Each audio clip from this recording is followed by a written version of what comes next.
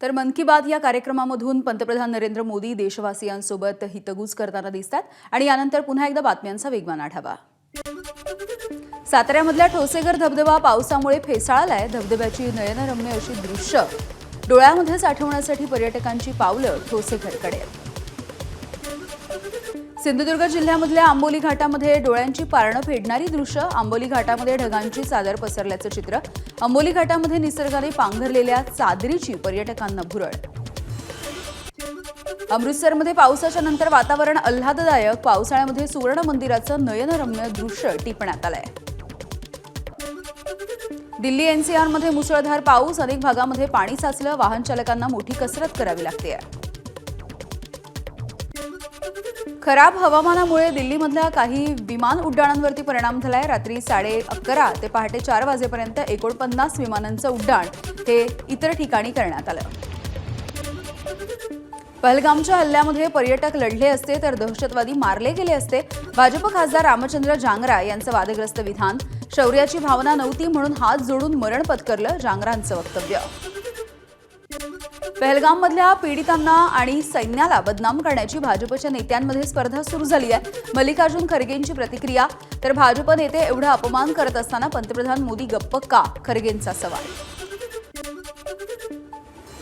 गृहमंत्री अमित शहा आजपासून 3 दिवस महाराष्ट्राच्या दौऱ्यावरती येत आहेत। शहा हे आज रात्री 9:30 वाजता नागपूरमध्ये येतील। सोमवारी शहांचं नागपूर आणि नांदेडमध्ये वेगवेगळ्या कार्यक्रमामध्ये सहभाग असणार आहे। अन्न प्रक्रिया उद्योग योजनेच्या अंतर्गत सांगलीमध्ये 1000 प्रकल्प। सांगली जिल्हा देशामध्ये 3ऱ्या क्रमांकावर। या योजनेच्या अंतर्गत जिल्ह्यामध्ये एकूण 1000 प्रकल्प उभारण्याचं उद्दिष्ट। जिल्हाधिकारी अशोक काकडे यांची माहिती। मत्स्य आणि बंदरे विकास विभागाकडून M2M बोट आज भाऊच्या धक्क्यावरती दाखल होणार आहे। त्यामुळे नागरिकांना मुंबई मालवण असा प्रवास अवघ्या 4 तासांमध्ये करता येणार आहे।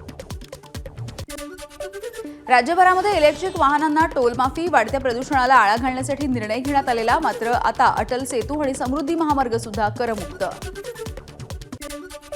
28 आणि 29 मे रोजी रायगडवरती जाणारा पायरी मार्ग हा बंद राहील। शिवराज्याभिषेक दिन सोहळ्याच्या पार्श्वभूमीवरती सुरक्षात्मक उपाययोजना करण्याच्या दृष्टीने प्रशासनाचा निर्णय।